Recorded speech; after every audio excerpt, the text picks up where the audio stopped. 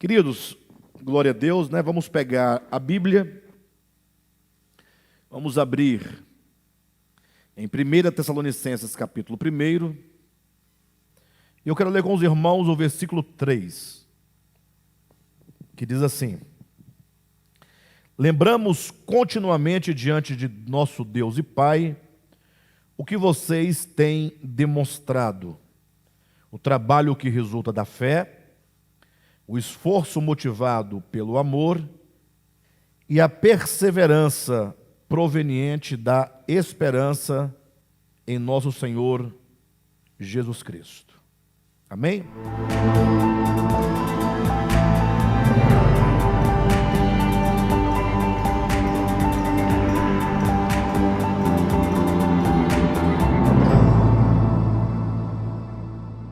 Queridos, neste capítulo 1, nós já estamos há algumas semanas trabalhando esse capítulo 1 dessa primeira epístola de Paulo aos Tessalonicenses. E o que nós temos visto é algo de extrema importância, haja vista que nós estamos diante de um tema que, ao meu ver, ele deveria ser refletido por todos os verdadeiros cristãos, filhos de Deus. Eu digo isso por uma razão muito simples. Nós vivemos há 2000 anos das primeiras igrejas, as igrejas do primeiro século, né? Ou seja, desde a morte, ressurreição, ascensão, entronização, exaltação de Cristo, e o derramamento do Espírito Santo no Pentecostes, Atos capítulo 2, e essa sequência que aqui eu coloco é em razão de que, por meio da morte do Senhor, da sua ressurreição, da sua ascensão, da sua entronização, da sua exaltação e do derramamento do Espírito Santo, nasce as primeiras igrejas. Ou, grosso modo, nasce a igreja do Senhor Jesus.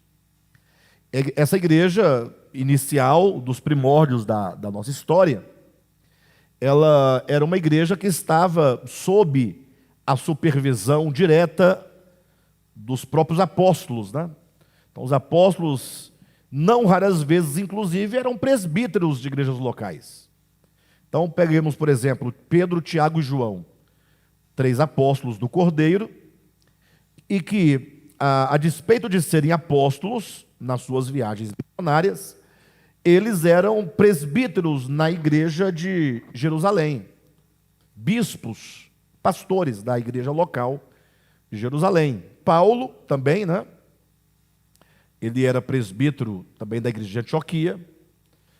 Temos também o próprio João, que no final da sua vida ele era presbítero, ou bispo, pastor, nas igrejas da Ásia Menor, né?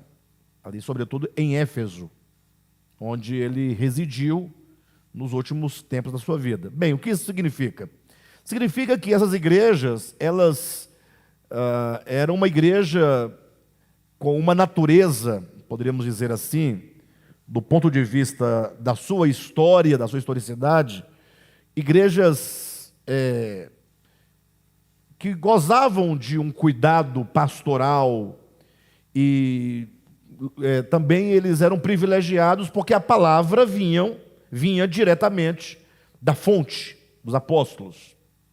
Então, assim, além do mais, como eram igrejas que viveram sob forte pressão das perseguições, tanto da parte dos judeus quanto do Império Romano, certamente não havia nenhuma motivação, ou não havia motivações carnais, temporais, da própria tradição, para que as pessoas se convertessem. Quando alguém se convertia ao Evangelho, naquele tempo, ele se convertia em face da pregação do Evangelho na sua integridade, na sua pureza. E receber o Evangelho naquela condição, naquela conjuntura, não raras vezes implicava a própria morte, o martírio daqueles que recebiam. Então, presume-se, a partir desse contexto, que aqueles que eram cristãos naquele tempo, eles eram cristãos autênticos.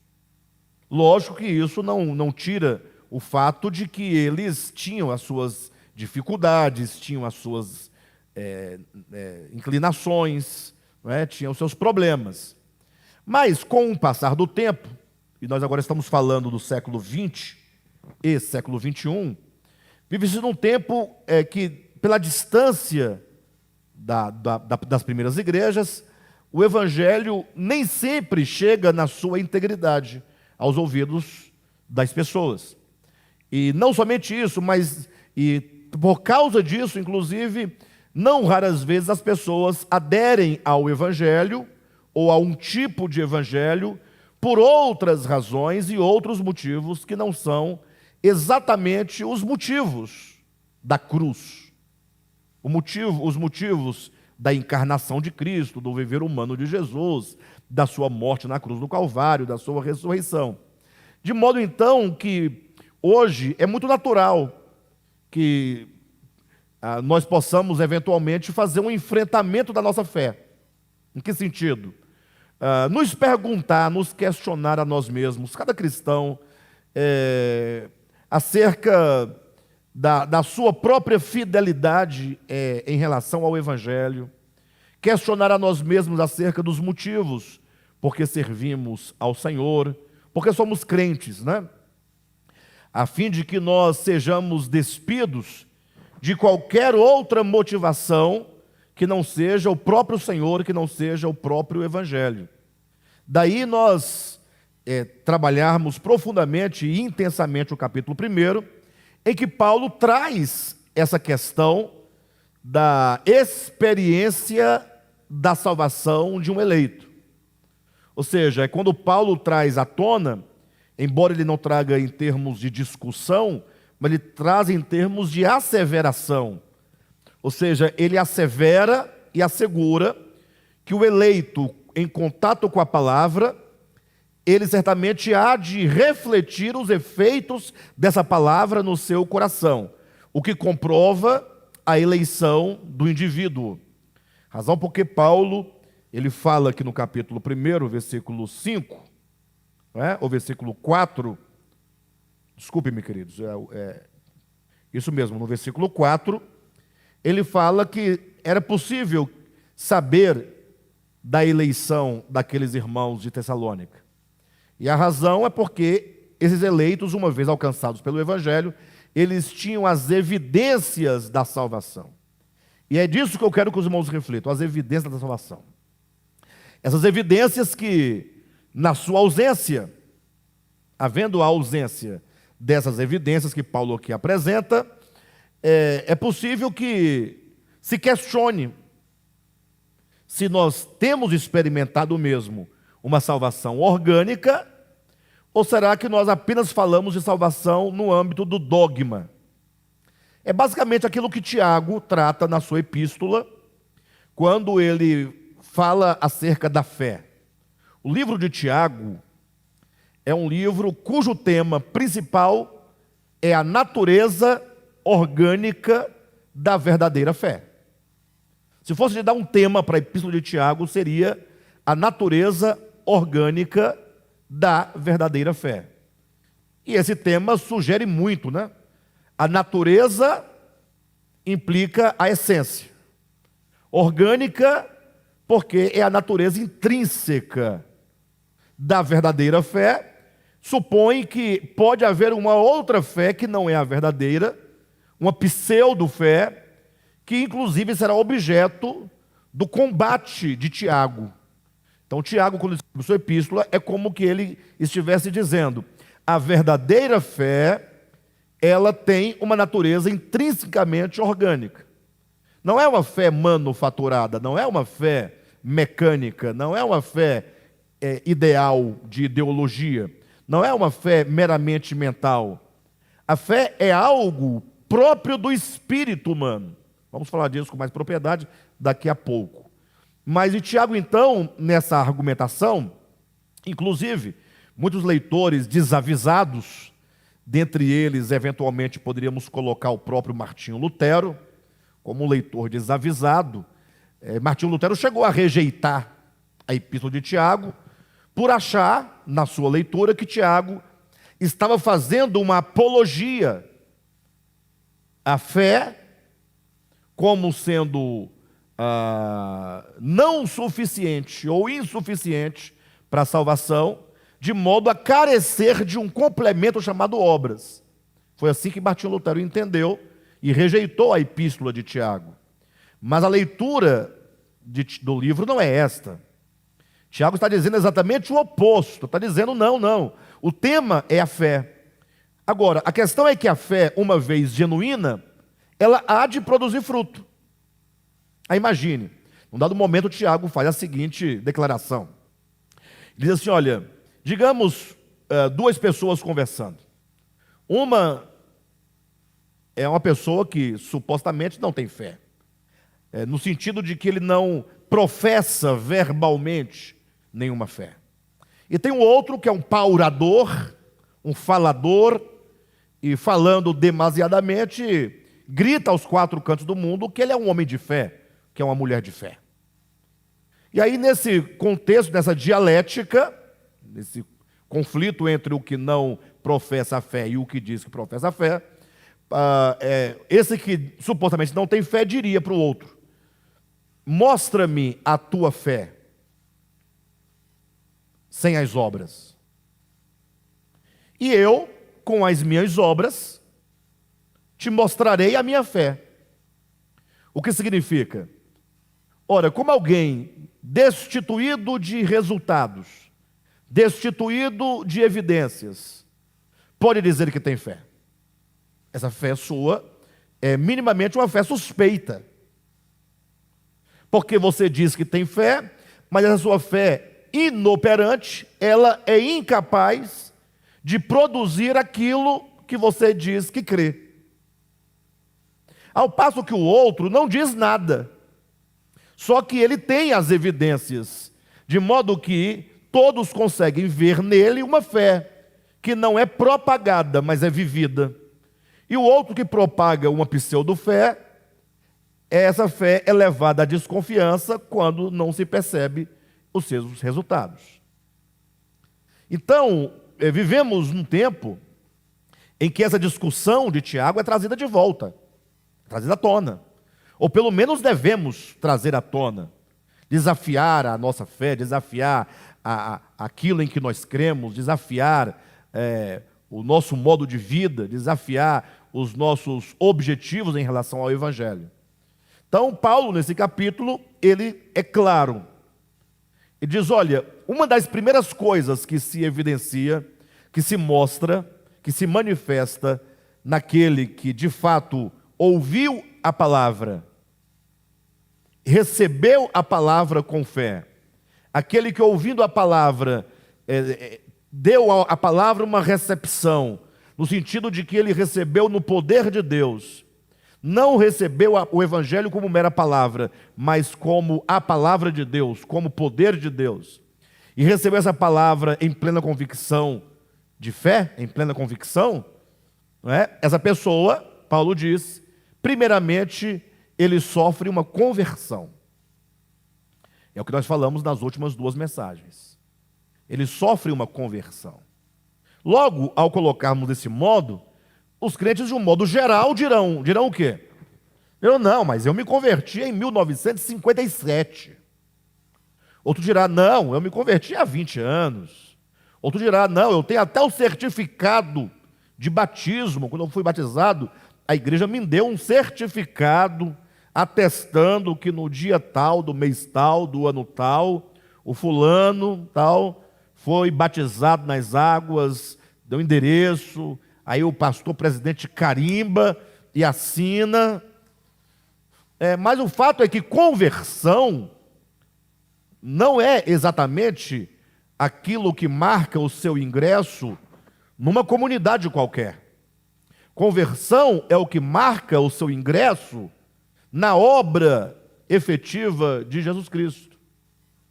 Ou seja, Jesus Cristo veio ao mundo, fez-se homem, foi à cruz, e ele veio para ir à cruz, a obra que ele veio realizar se consumou na cruz do Calvário, no sentido de avisar o mundo, anunciar ao mundo, que a única maneira de o homem voltar para o Pai é morrendo. É por meio da morte desse pseudo-eu, chamado ego, por meio da morte de todos os desejos, de todas as pretensões, de todas as arrogâncias, de tudo aquilo que afasta o homem de Deus. Morrer para o espírito desse século, para o espírito deste mundo, para o espírito do velho homem, para poder ser unido a Deus. E agora então todos os que ouvem o Evangelho são convidados pelo Evangelho a se unirem a Cristo nessa morte, para que a semelhança da nossa união com Cristo, sua morte, possamos também nos unir a Ele na semelhança da sua ressurreição. Conversão, portanto, é um fenômeno de natureza espiritual que ocorre no coração, que, como uma força interior de profunda convicção acerca da verdade, leva o homem a dar as costas aos ídolos e voltar a face para o Deus vivo e verdadeiro. E aí faz-se o contraste. Se existem os ídolos, há do outro lado o Deus vivo e verdadeiro. Em outras palavras, a conversão é uma mudança no coração. É um processo de metanoia, mudança de mente, mudança de vontades, mudança de desejos, uma mudança do coração. Que a despeito de todas as nossas ainda deficiências presentes, a despeito de nossas constantes inclinações, o convertido ele está determinado a cada dia a dar um passo a mais em direção à casa do Pai. É o filho pródigo voltando, saindo daquele poço de perdição no qual ele estava entre os porcos, e agora retornando passo a passo em direção à casa do Pai. Essa é a melhor figura e metáfora que ilustra um coração convertido. Não adiantaria nada ele estar lá entre os porcos, permanecendo entre os porcos, e dizendo, eu tenho fé, eu tenho amor, eu tenho esperança. Ele pode dizer o que ele quiser falar. O que determina a conversão não é se o filho pródigo, onde estava, tinha ou não tinha um certificado de batismo, mas o fato de ele, caindo em si, tendo ele reconhecido a sua condição, tendo ele reconhecido que um dia ele agiu loucamente por ter saído da casa do Pai, e agora, em lucidez, ele voltar à casa paterna, fazer o caminho inverso. Agora caminhar na direção da casa do Pai, na direção do Pai, da comunhão com o Pai, da comunhão com a família de Deus, esse caminho. E no nosso caminho de conversão, eu não posso dizer exatamente em que estágio nós estamos. Eu não sei, não poderia mensurar aqui em palavras o quanto nós nos distanciamos de Deus na nossa trajetória enquanto humanidade e na nossa trajetória enquanto indivíduos. Mas o fato é que nós estamos a cada dia dando um passo na direção da casa do Pai. Um dia nós estaremos plenamente inseridos na casa do Pai. Um dia nós estaremos plenamente calçados com as sandálias da reconciliação, as sandálias da filiação, da posição de filhos. Estaremos vestidos com a vestidura nova das virtudes de Cristo e teremos no nosso dedo, simbolicamente falando, o anel da autoridade de filho. Ou seja, um dia nós teremos sido plenamente restituídos à nossa verdadeira posição de filhos de Deus, por ocasião da parousia do Senhor. Então, Paulo diz que a conversão, que é o voltar as costas aos ídolos e voltar a face para Deus, é o primeiro ponto. Agora, isso está acontecendo. A cada dia nós renunciamos. Falamos aqui uma série de ídolos possíveis, há muitos outros de que nós não falamos, mas o fato é que essa é um fenômeno que ocorre dentro do coração humano. E essa expressão de conversão, ela também se reflete para os que estão à nossa volta. E aí Paulo vai citar aqui no versículo 4, ou versículo 3, né? Nós acabamos de ler. Paulo cita mais outras 3 evidências, que nós colocaremos tudo dentro de um só bloco. Olha o que ele diz no versículo 3. Lembramos continuamente diante do nosso Deus e Pai o que vocês têm demonstrado. 2 pontos. O trabalho que resulta da fé, o esforço motivado pelo amor e a perseverança proveniente da esperança. Então temos aqui 6 coisas. Paz, meu querido, seja bem-vindo. Temos aqui 6 coisas. Poderíamos dizer que nós temos 3 coisas, e cada uma delas tem uma face. Veja que Paulo fala, vamos elencar aqui. Ele fala sobre o trabalho que resulta da fé. Fé é algo interior, que se manifesta exteriormente como trabalho. Então, a fé interior se manifesta como trabalho. O trabalho, como ele diz, que resulta da fé. A fé produz trabalho. O esforço motivado pelo amor. O amor, o segundo ponto, também é do coração, é interior. Mas ele resulta, como um esforço. Na outra versão vai falar sobre a abnegação do vosso amor. Abnegação, enquanto o abrir mão de si em prol de outros ou em prol de outra coisa. Aí ele diz então do esforço motivado pelo amor. E por último ele fala sobre a esperança, que também sendo algo do coração se manifesta como perseverança. Então hoje nós começamos a falar sobre esses 3 itens: a fé, o amor e a esperança. A fé que produz obras, que produz trabalho, que produz ação. O amor que produz abnegação, produz esforço. Os irmãos entenderão exatamente isso daqui a pouco. E a esperança que produz perseverança. Então, enquanto a fé, o amor e a esperança estão no coração, são coisas completamente orgânicas, essas 3 coisas terão uma manifestação exterior: o trabalho, a abnegação e a perseverança. Ou seja, essas 3 faces desses 3 princípios cristãos são manifestáveis e é possível de serem verificadas. Então, quando nós falamos aqui de fé, amor e esperança, nós estamos falando de 3 coisas básicas, de 3 coisas fundamentais. Seria mais ou menos assim: você chegar para um cristão, seja ele qualquer, de qualquer que seja o segmento, de qualquer que seja a sua teologia, de qualquer que seja o seu dogma, a sua confissão, e falar assim, como que perguntasse: quais são as 3 coisas mais importantes na vida de um cristão?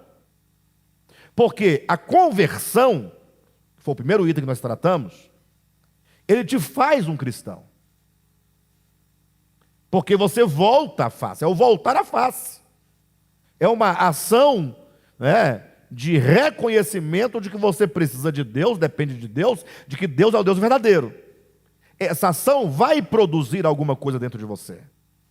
E as 3 coisas básicas e fundamentais, as 3 coisas que são essenciais, que não podem faltar na vida de um cristão, uma vez faltando, coloca-se em dúvida a própria conversão, são exatamente esses 3 itens básicos: fé, esperança e amor.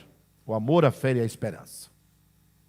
Nós vamos agora pensar sobre cada um desses três elementos. Como é que você mensura um cristão? Ou seja, como é que você olha para uma pessoa e diz se ele é um cristão autêntico ou não é um cristão autêntico? Qual é a régua que você utiliza? É a pergunta que eu faço. E eu sei a resposta de todos vocês, porque também já foi a minha resposta. Hoje eu não tenho mais essa resposta. E não seria basicamente uma resposta, né? Porque geralmente nós costumamos nos enganar quando nos perguntam algo. A questão é, no seu dia a dia, no seu cotidiano, na sua relação com as pessoas, como é que você julga se uma pessoa é ou não é um cristão? Você começa por um grande engano e um grande equívoco. Você começa perguntando ou asseverando se esta ou aquela pessoa é ou não é evangélica. Começa daqui. Você é evangélico? Não. Se não é evangélico, não pode ser o quê? Cristão. Porque foi dito a nós que para ser cristão, você tem que ser o quê? Evangélico.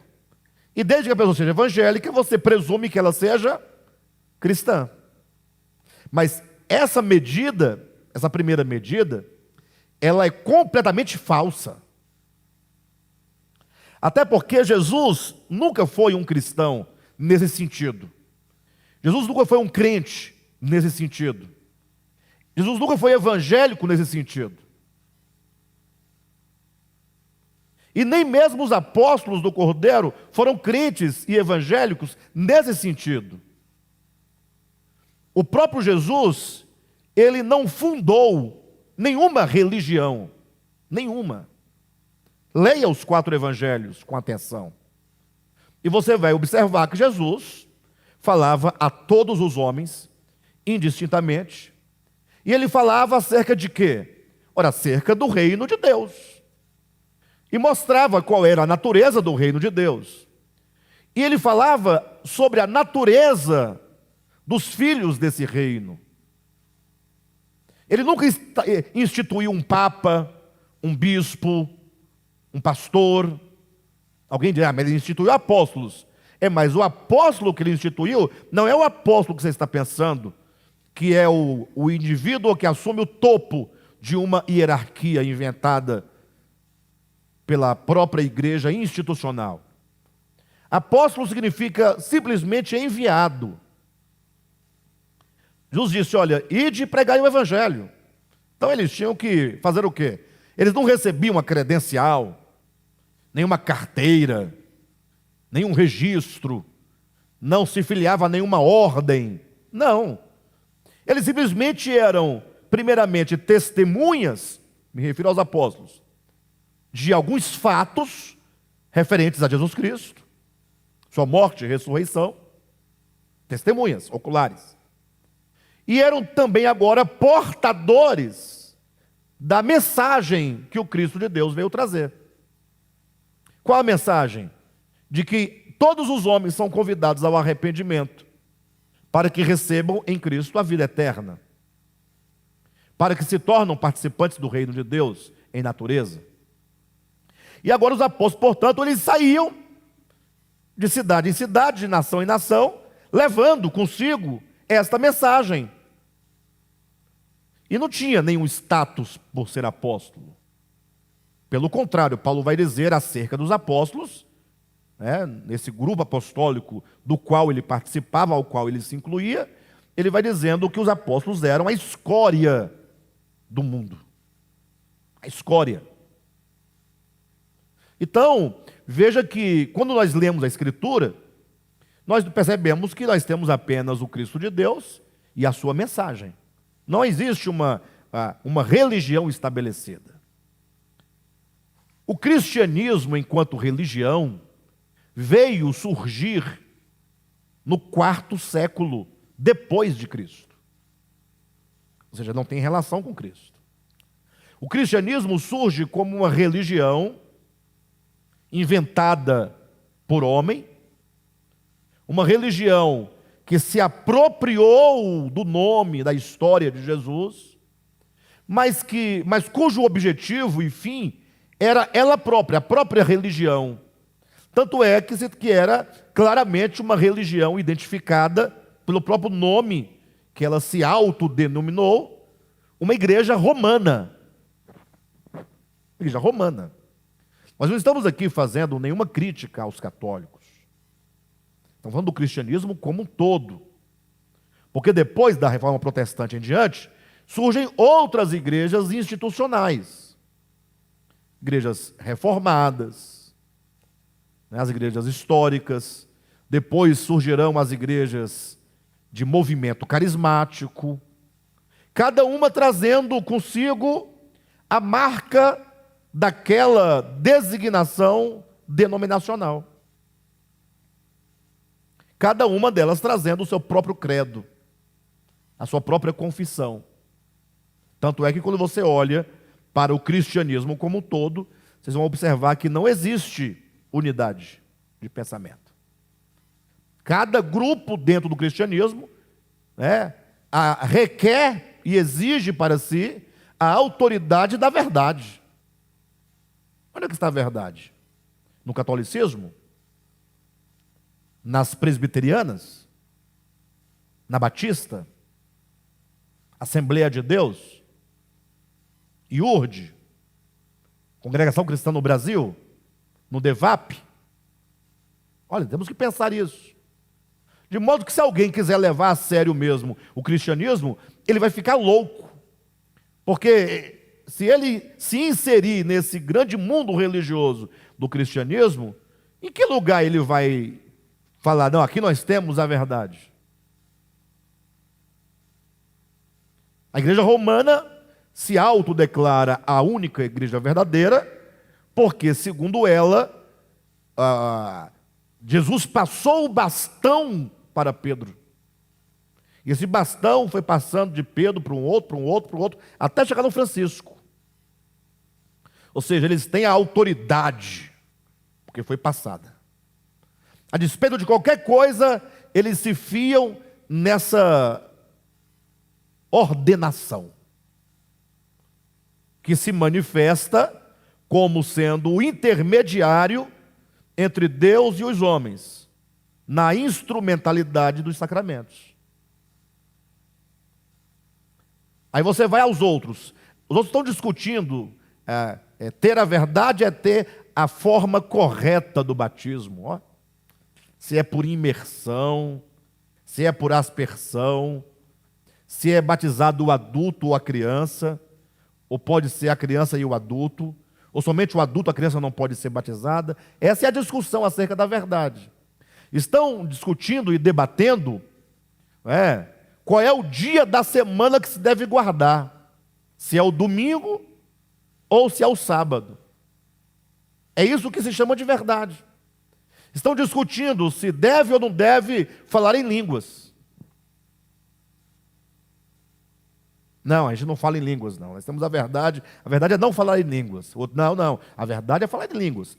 Só é um cristão autenticamente verdadeiro que tem o selo do Espírito Santo se falar em línguas.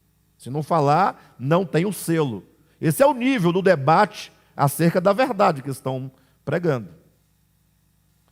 Há quem diga que você só tem mesmo o selo da aprovação divina se você for próspero.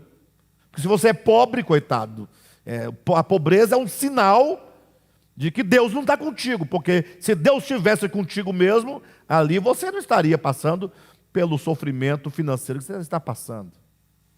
Aí vão discutir a verdade no âmbito se você deve ou não praticar, se o partir do pão é praticado uma vez por semana, uma vez por mês ou uma vez por ano. Se usa ou se não usa um véu sobre a cabeça. Se doa ou se não doa sangue. Se tem dízimo ou se não tem dízimo. Se tem pastor ou se não tem pastor. Vocês entendem? De modo então que quando nós queremos identificar um cristão, a primeira pergunta é evangélico? Porque saiu do círculo evangélico, se for para o catolicismo, já não tem mais cristão aqui para a gente. Até porque ninguém pode dizer que isso não é verdade, porque os crentes pregam para converter os católicos. Se o crente prega para converter o católico, então o católico está perdido. Mas observaram que o católico não prega para converter um crente?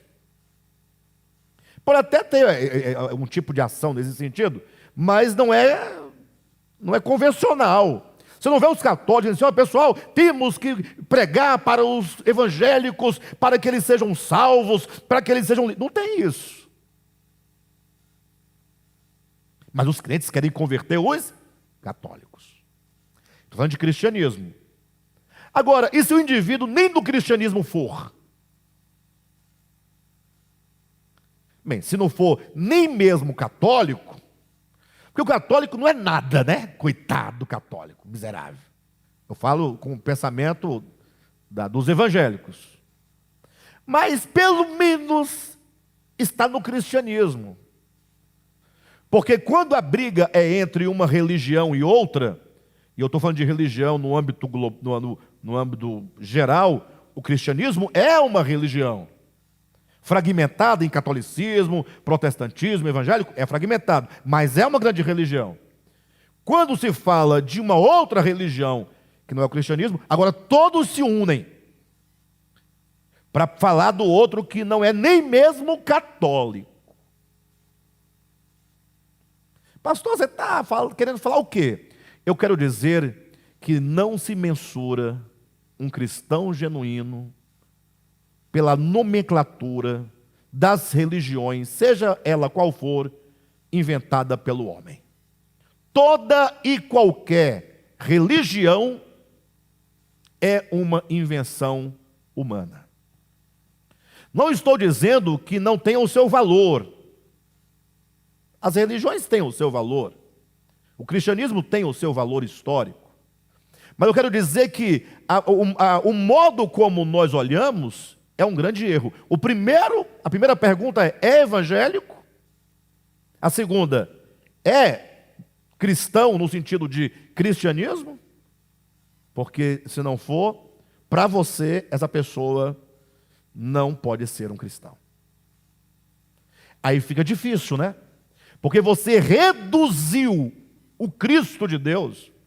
Porque se cristão, a palavra cristão, está vinculada ao Cristo de Deus, Cristo cristão, e você acha que só existe cristão dentro do cristianismo, você está dizendo, em outras palavras, que o Cristo de Deus, que é o Logos eterno, em quem tudo existe, por quem tudo foi feito, você está reduzindo ele a uma fração ínfima da história.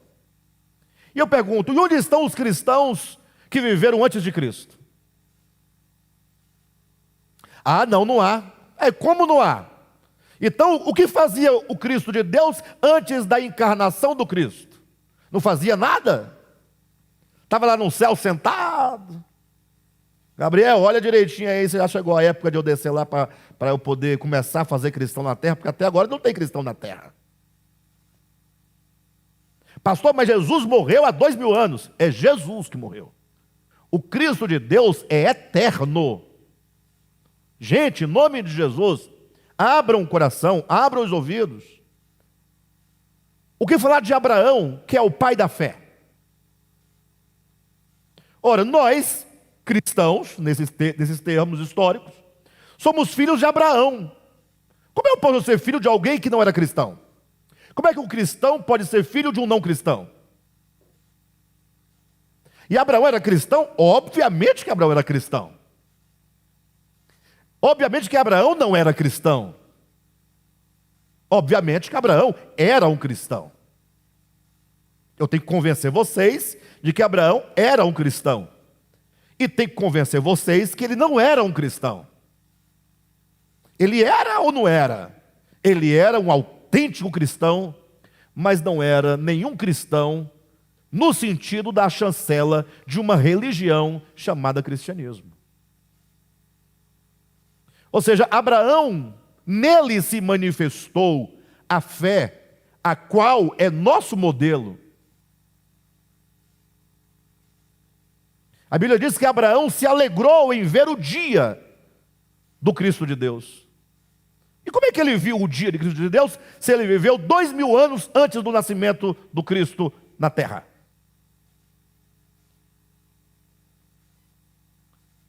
Olha que coisa interessante. E falando sobre Abraão, quando questionaram acerca de Cristo, o próprio Cristo declarou: antes de Abraão existir, eu sou. Então o Cristo é antes de Abraão. E esse Cristo de Deus está trabalhando em toda a humanidade, em todos os tempos, em todos os lugares, e nunca deixou de trabalhar. É o que o livro de Hebreus vai chamar a ordem sacerdotal de Melquisedeque. É a obra do Cristo de Deus que não se insere e não se restringe e não se limita nesses guetos religiosos, como o judaísmo e o cristianismo. Embora passe pelo judaísmo e passe pelo cristianismo, mas nem nasce no cristianismo, nem lança raízes no cristianismo e nem se atém ao cristianismo. Ele passa, como passa em todos os tempos, em todos os lugares, em todas as ideologias, ele vai passando, mas ele não se corrompe, ele não se mistura, ele não se limita, ele não se deixa encaixotar, não se deixa engarrafar. O Cristo de Deus não tem, nunca teve, nenhum compromisso com nenhuma religião humana, sobretudo aquelas que querem defini-lo dentro do tempo e espaço, tornando-o um objeto de exclusividade de meia dúzia de pessoas. Então, quando eu pergunto como você identifica um cristão, qual é a régua que você usa para medir, para dizer, não, esse tem a estatura, ele passou pelo cano de ser um cristão, ele tem a canonicidade de um cristão. Então, o primeiro erro nosso é julgar a partir da religião. É evangélico? Não, católico. Você é um semi-cristão. Evangélico é um semi-cristão. Ou melhor, o católico. Saiu dali, aí pronto, aí acabou tudo mesmo. Esse é o primeiro erro. O segundo é que, sendo o indivíduo um evangélico, digamos, eu sou evangélico. Agora nós temos alguns outros problemas, né? Mas guarda o sábado? É a pergunta que alguns fazem. Mas como é que você é um cristão se você corta os seus cabelos? Eu conversei com um camarada, alguém disse, e ele dizia ser um cristão, mas como é que ele pode ser um cristão se ele usa barba? Mas é a pergunta que você faz. Inclusive, eu pensava que essas coisas tinham acabado, mas eu ouvi recentemente um pastor assembleano dizendo que na igreja dele não se pode usar barba. Aí qual é o fundamento que ele tinha para apresentar? Porque ele é um pastor, já um senhor de uns 70 anos de idade para frente. Porque eu aprendi com o pastor presidente antes de mim, eu nunca ouvi de barba. Olha o modelo dele. E o outro antes dele também não usava barba. Eu nunca vi um fulano chegar de barba. Então vocês não usem barba. O outro engano é, mas como você pode ser um cristão se você bebe vinho? Não pode ser um cristão, você bebe vinho. Estou mentindo? É assim ou não é que as pessoas medem os outros? E para falar de vinho, né? O vinho ainda passa um pouquinho. Vinho passa. Dá para passar. Dá para passar porque ninguém está claro ainda se Jesus bebia ou não bebia vinho, se o vinho tinha álcool ou não tinha álcool. Tá bom, eu vou deixar você ser um cristão, vou deixar. Você bebe vinho, mas eu vou deixar você. Aí vem você e fala, não, cara, não é bem assim, calma. Mas quantos copos você bebe de vinho? Porque eu posso até aceitar que você beba vinho, Mas eu quero saber a quantidade. Porque se for 1 litro, aí não vai dar, não vai dar, não vai dar. Não vai dar. E se o indivíduo disser que toma cerveja, aí, Pedrão? Aí... Vocês estão entendendo? Como é que você não fala em línguas? Como é que você é um crente e não fala em línguas? Ou seja, essa é uma medida totalmente... Porque a Bíblia não ensina isso. Paulo está dizendo, sabemos que vocês são eleitos, porque vocês demonstram 3 coisas. Vocês demonstram trabalho, labor, que é abnegação, e perseverança, que são, respectivamente, provenientes da fé, do amor e da esperança. Ou seja, Paulo está dizendo, um verdadeiro cristão, ele tem que ter uma fé genuína, tem que ter um amor genuíno e tem que ter uma esperança genuína no coração. Por quê?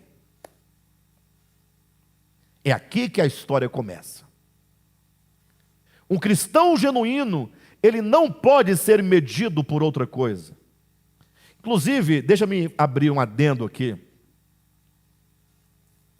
Eu tenho uma bronca, e olha que eu defendi por muito tempo, por muitos anos, a ideia de teologia. Hoje eu tenho uma bronca com a teologia. Alguém vai dizer, mas o que você faz é teologia. Mas deixe-me explicar o que eu entendo por teologia.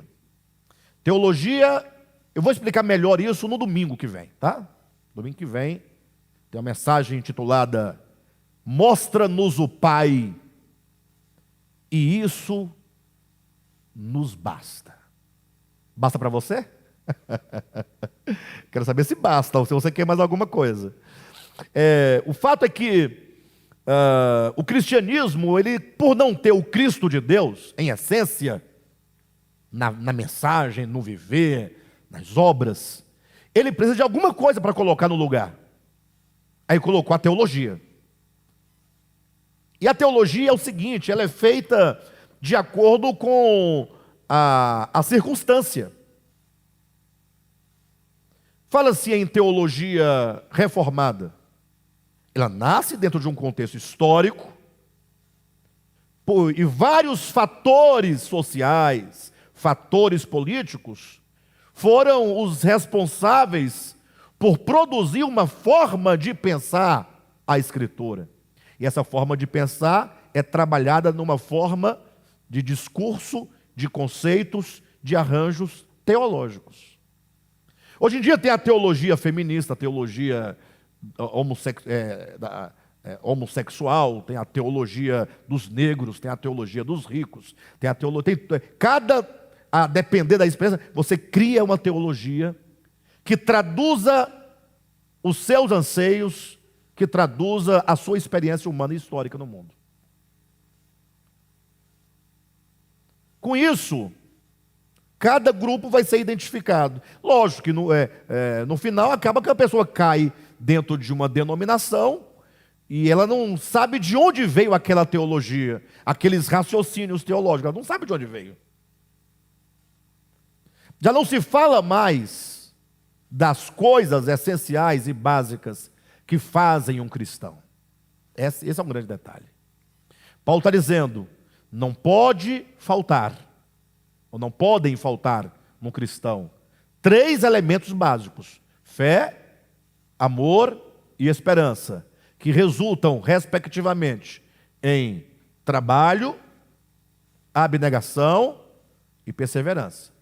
Mas nós não podemos tomar trabalho, abnegação e perseverança como dogma, como conceito. Não. Nós temos que traduzir essas ideias no entendimento claro da nossa experiência humana. Por que eu preciso que a fé, o amor e a esperança são princípios fundamentais e orgânicos que definem um cristão? Por quê? Temos que nós temos que voltar às origens da nossa história e compreender que essas 3 coisas faltam ao homem alienado de Deus. Todo o problema começa no quesito fé. Gênesis capítulo 3, versículos 1 e 2, e 3 e 4 e 5. O diálogo entre a mulher e a serpente. A questão da fé se insere exatamente nesse texto, neste começo de nossa história. Ou seja, Deus disse, a serpente disse. O que foi que Deus disse? Deus disse isso. E o que foi que a serpente disse acerca do que Deus disse? Ela disse que o que Deus disse não era bem assim. Então, é um ciclo é uma dialética, né? É uma discussão que se trava acerca do que Deus disse, do modo como Ele disse, por que Ele disse, e o que a serpente tem a dizer acerca do que Ele disse. Vocês já se depararam com uma situação em que não envolvia você diretamente, mas te envolvia indiretamente?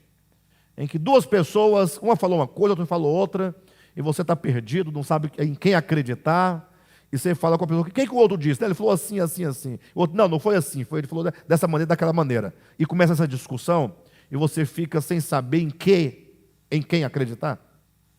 Entendem o exemplo? A grande questão, tudo começa, a história humana começa nesta base.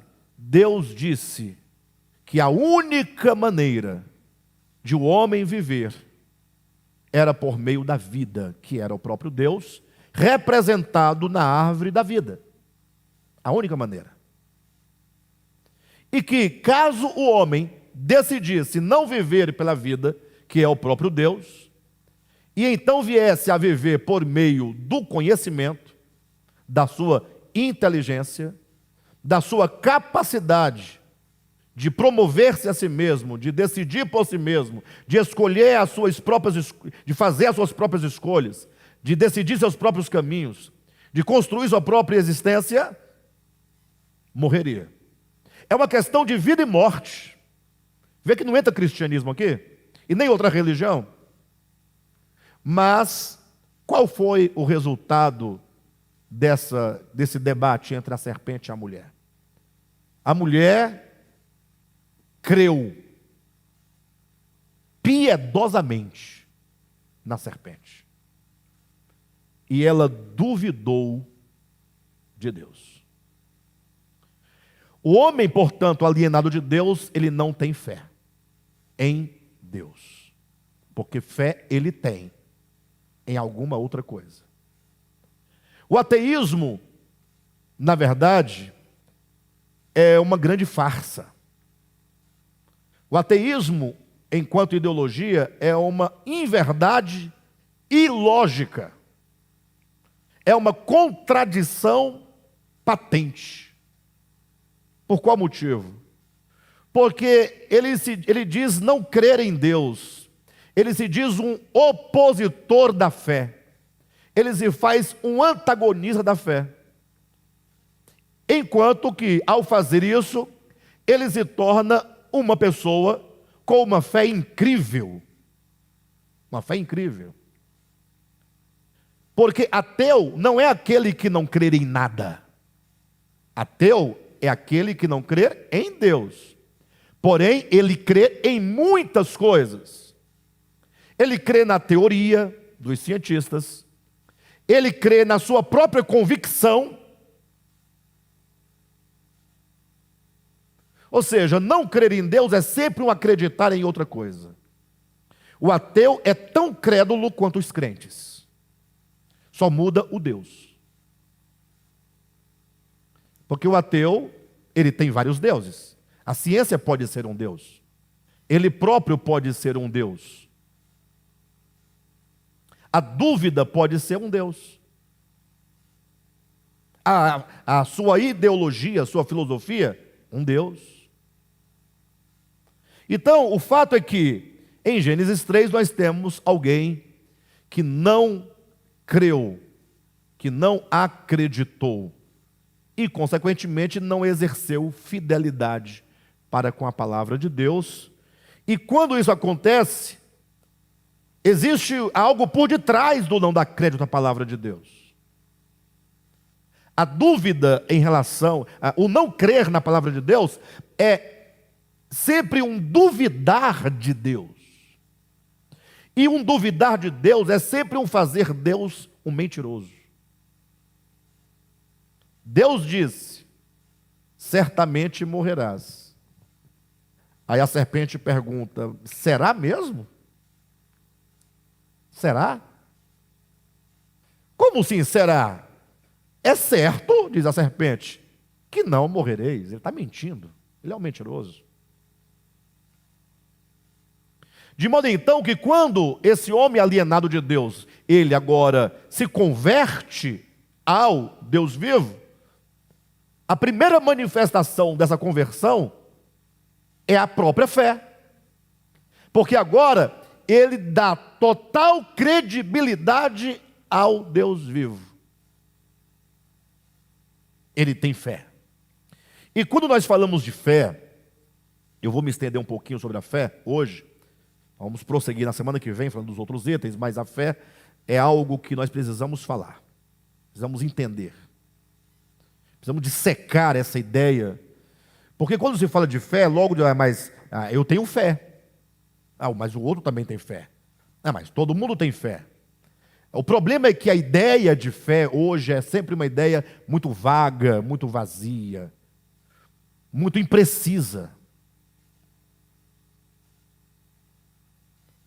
Isso porque a palavra fé é a palavra raiz, é raiz da palavra fidelidade. Ou seja, a fé implica necessariamente fidelidade. Quem tem fé, tem fidelidade. Para com aquilo ou para aquele em quem ela crê, em quem ela tem fé. De modo então que houve um grande problema na história da tradução da Bíblia. Eu já falei isso aqui umas dezenas de vezes, mas é sempre bom repetir, para que todos tenham clareza. Quando ocorreu a primeira tradução da Bíblia, primeira tradução, no 4º século da era cristã, foi feita por Jerônimo. Ele traduziu os escritos das línguas originais para a língua do povo latino, ou melhor, para a língua do povo romano, para o latim, a língua latina. E aí, ao fazer essa tradução, ele buscou fé no grego, que é fides, ou melhor, que é pistes, e encontrou no latim o referente fides. Traduz com exatidão a ideia. Só que quando ele chegou em pistio, que é o verbo de ter fé em grego, ele não encontra um correspondente em latim. Esse é um dos problemas típicos de qualquer tradução. Traduzir um livro de uma língua para outra língua, seja a Bíblia ou qualquer outro livro, é se deparar com problemas dessa natureza. Porque se o livro original foi escrito numa dada língua, aquela língua tem não somente as características semânticas próprias do idioma, das palavras, como possui ideias próprias daquela língua, que muitas vezes não se encontra na língua que vai ser a receptora da obra traduzida. Então, fé em grego é pistes, encontrou-se a relação perfeita em fides no latim. Pistes é o substantivo fé em grego. A palavra relativa a esse substantivo enquanto verbo em grego é pistio, o ato de ter fé. No latim, o substantivo é fides. E qual é a palavra equivalente para fazer o verbo de fides? Não tem na língua. É uma deficiência da própria língua. Eu, no lugar de Jerônimo, sem jamais querer me aproximar da grandeza de Jerônimo, é só uma hipótese, uma ideia, eu escreveria, a cada vez que eu precisasse do verbo relativo a Fides, eu escreveria uma frase inteira para traduzir o sentido, mas jamais colocaria ou faria o que ele fez. O que ele fez? Ele buscou uma outra palavra que tinha algum parentesco com Fides, mas que não traduz com exatidão o que diz Fides. Ele colocou o verbo credere, que deu na sua Bíblia crer. No grego nós temos pistes, pistio, pis, está vendo? A mesma raiz? Sim ou não? Pistes, pistio. No latim você tem fides, e aqui credere. Mudou o radical, mudou a semântica, mudou o sentido. Mas foi o melhor que ele pôde fazer. Foi o melhor. Mas grande também foi o prejuízo. Porque a palavra crer, ainda que abundantemente em língua portuguesa, não traduz com exatidão.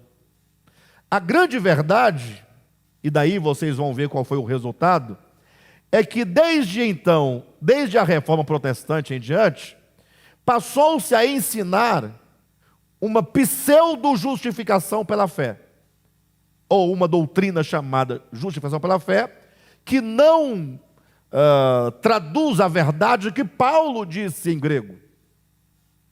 Qual? Ora, se você acreditar que Jesus morreu na cruz por você, você está justificado. Aí olha a ideia. A lei não pode justificar o homem. Perfeito? Isso é uma verdade bíblica. Eu estou agora afirmando.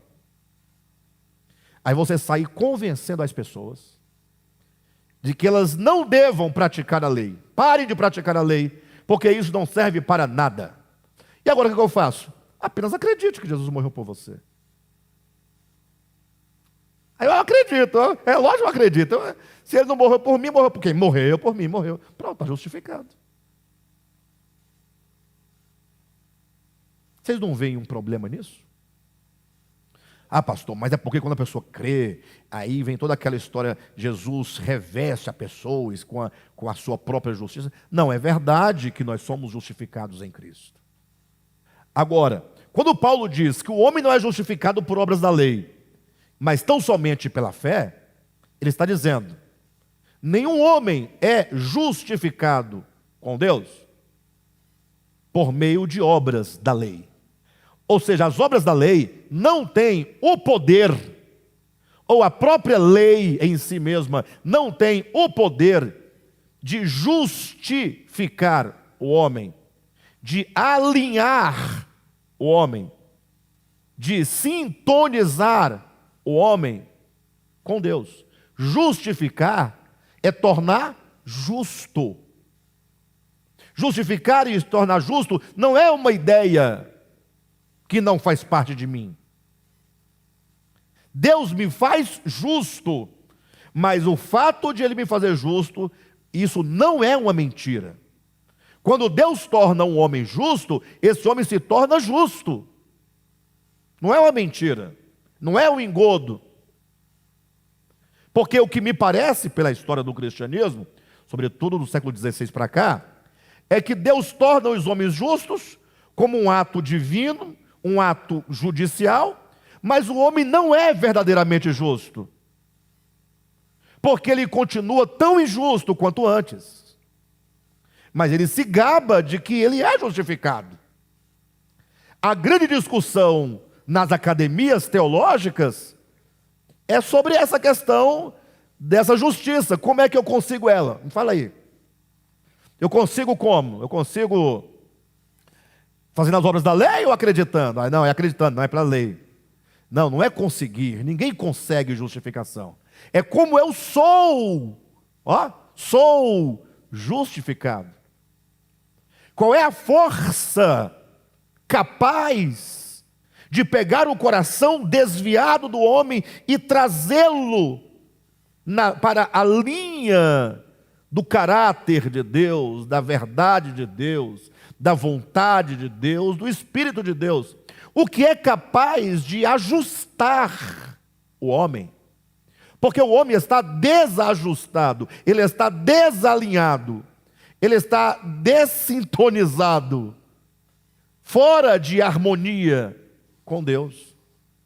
É como se Deus está aqui e o homem está para o lado de lá, outro sentido. Como justificar, ó? Quando você está fazendo um trabalho ao computador, usando o Word, você vai escrevendo lá e às vezes as linhas ficam, né, em tamanhos diferentes, né, porque a configuração de cada linha vai ficando de acordo com, né, o tamanho das palavras e tal. Aí você fala, não, eu tenho que justificar esse texto. Trazer todas as palavras para uma linha. O texto tem que ser justificado. Essa é a ideia de justificação. O que é capaz de fato de justificar o homem? Duas coisas. Primeiro, é quando você volta-se para Deus e você confere a Ele e a sua palavra todo o crédito. A serpente é mentirosa.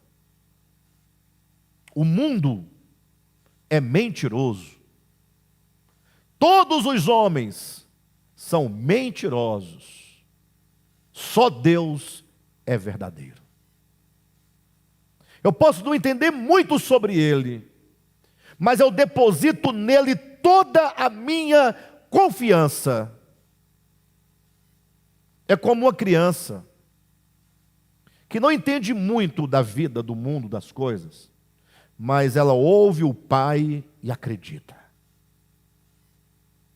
Não é um crer vago, é um crer que produz uma fidelidade. É a segunda coisa.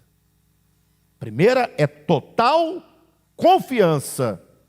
A confiança é quando você confere ao outro toda a credibilidade. Confiança.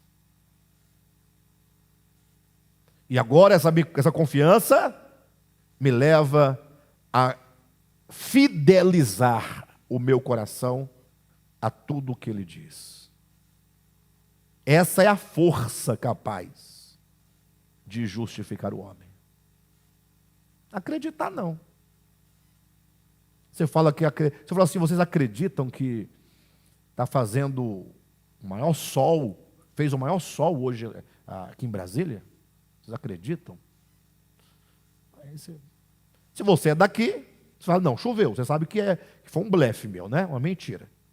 Mas se a pessoa é de fora, ela acredita, né?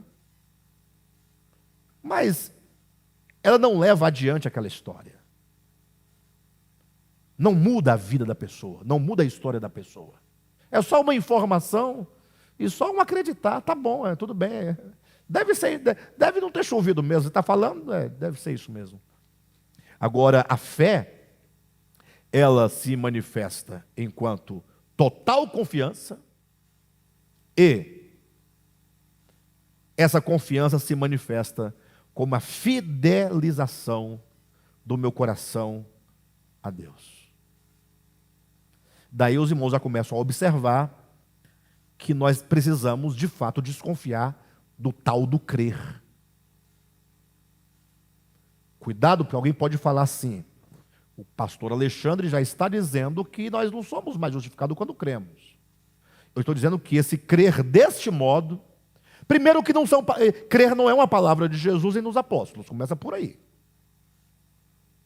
Quando eu coloco em dúvida a palavra, o sentido e a natureza genérica do crer, eu estou fundamentado. Jesus não disse que quem crê será salvo. Os apóstolos não disseram que quem crê será salvo. Eles disseram que quem tiver total confiança em Deus e fidelizarem para com Deus o seu coração, esse será salvo. É isso que Jesus falou e os apóstolos disseram. Agora, todo o trânsito pelo qual essas palavras de Jesus e dos apóstolos passaram até chegar na sua Bíblia como crer, você tem que conhecer um pouquinho mais de história. A história das línguas, a história das traduções.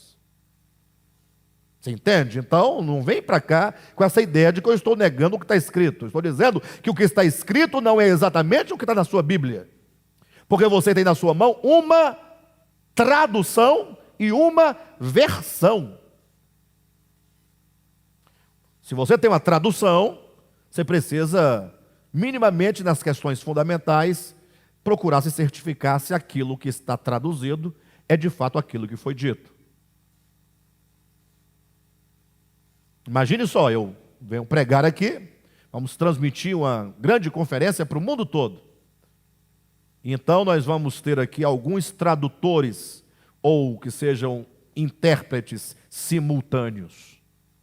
Imagine. Aí tem ali o Istvan traduzindo para o húngaro, o que eu estou dizendo. O irmão Eric traduzindo para o inglês. Digamos que um outro traduzindo para o espanhol. Um exemplo. Qual é a garantia que eu, totalmente leigo, tenho de que eles estão dizendo para as pessoas aquilo que eu de fato estou dizendo? Vocês entendem o problema da tradução? Como é que eu sei que aquilo que eu estou dizendo está chegando para o outro com a exatidão com que eu estou dizendo? Eu não sei. Vocês entendem que isso é para falar das palavras do Alexandre, que não tem muito valor. Agora, e as palavras de Jesus? E as palavras dos apóstolos? Bem, de todo modo, o que eu quero dizer é que quando então o homem se converte dos ídolos ao Deus vivo, ele então tem no seu coração, nasce no seu coração, brota no seu coração. A melhor maneira é manifesta-se no seu coração uma capacidade inata do homem. Somente o homem pode ter confiança e somente o homem pode ter fidelidade. Nesse sentido ético, no sentido moral, porque os animais, eles têm fidelidade, alguns, né? Para com o homem, o seu dono. Um cachorro, por exemplo, às vezes é fiel, mas a fidelidade não passa pela consciência do animal. É instintivo, é de natureza. Mas somente o homem pode, de fato, exercer essa confiança que passa pela sua razão e essa fidelidade para com Deus. Não existe cristão, portanto, se não houver confiança plena e fidelidade. Pastor, então, você deve ser um cristão, eu imagino, alguém fala. E você então deve ter fé, eu imagino. Você então deve ter confiança e fidelidade, eu também imagino. Isso significa que você não erra? É a pergunta que alguém pode fazer. O cristão, ele pode sim errar. Até porque ele está em processo de formação de ser um autêntico e pleno cristão. É um processo. O livro de Cântico dos Cânticos, se tomado nessa perspectiva cristológica, nós diríamos que, você vai observar que quando você vai ler no Cântico dos Cânticos, que seria a história de Salomão e uma camponesa, um romance entre os dois, somente no capítulo 6, salvo o melhor juízo, essa camponesa é chamada pelo nome de Sulamita. Salomão, Sulamita. Ou seja, ela passou por um processo de transformação e de conformação a Salomão, um tipo de Cristo, no contexto bíblico cristológico, até que então ela fosse identificada com ele, para então ser chamada por tal nome. Vocês entendem? Assim também é o cristão. Mas uma coisa é certa: quando o cristão erra, ele tem um sofrimento profundo no coração. Ele simplesmente não pode seguir a vida adiante como se nada estivesse acontecendo. Não pode. Porque afinal, ele tem confiança e ele tem fidelidade.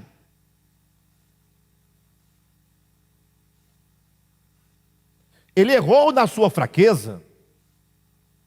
Permita-me colocar um exemplo mais simples, mas procure se esforçar para me compreender.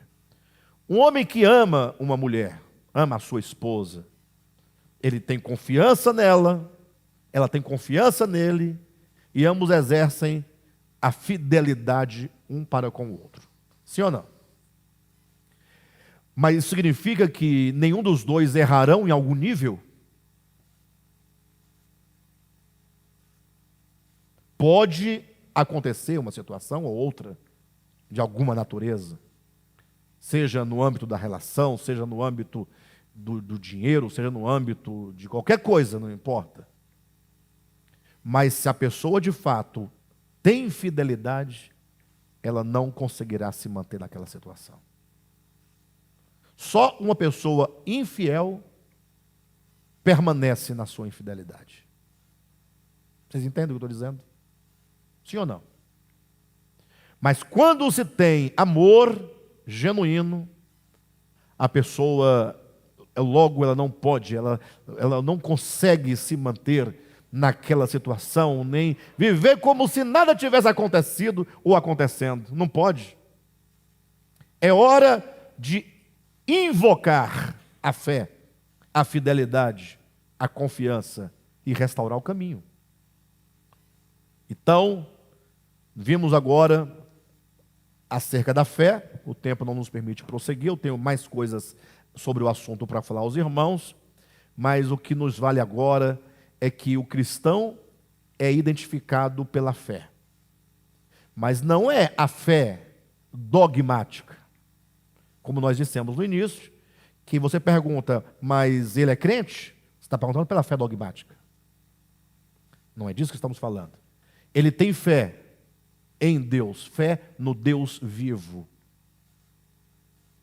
Agora, essa fé não é também simplesmente uma ideia vazia, vaga, mas é a ideia de que o homem, quando alienado de Deus, ele se alienou exatamente por não dar o devido crédito a Deus, nas suas palavras. Por detrás disso é porque ele duvida de Deus, e ainda mais anteriormente a dúvida é que ele acha Deus um mentiroso. Ao converter-se a Deus, essas coisas são resolvidas e a fé em Deus ressurge enquanto confiança e fidelidade. De modo que aconteça o que acontecer. Quem tem fé, certamente ele vai produzir as obras da fé, que é a segunda face desse primeiro ponto. As obras da fé, ou como diz em 1 Tessalonicenses, capítulo 1, versículo 3, o trabalho que resulta da fé.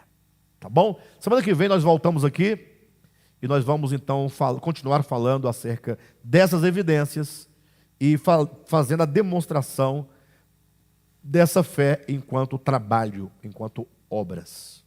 Ok, queridos? Tá bom? Caso a fala de hoje não tenha ficado muito claro aos irmãos, no sentido de ter gerado alguma dúvida quanto ao que eu disse, eu peço um pouco de paciência aos irmãos, me escutem um pouco mais, para que, se no final você achar que não é bem assim, tudo bem, mas não deixe de ouvir, primeiro ouça.